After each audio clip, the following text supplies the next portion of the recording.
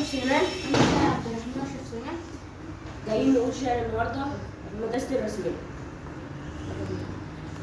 قوم يا صاحبي، طهر الأرض الشريفة من مآسي ناس خانونا في الوطن.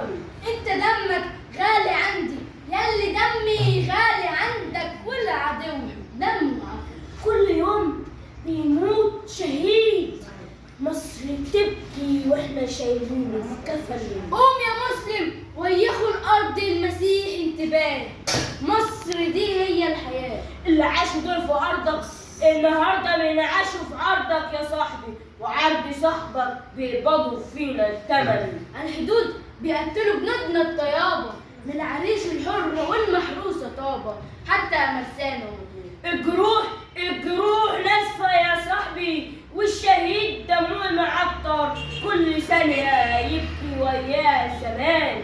يقتلونا باسم دينهم، أصل دينهم مختلف، مش ديننا خالص بعترف.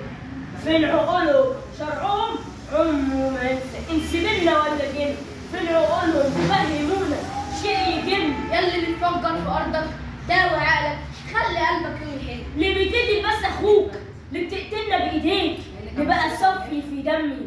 لا أنت من ديني ولا أنت من الوطن، لا أنت أخويا لا ولا حتى أنت عمي. اللي خنتونا في بلادكم، لا لا لا، دي مش بلادكم، دي بلادنا.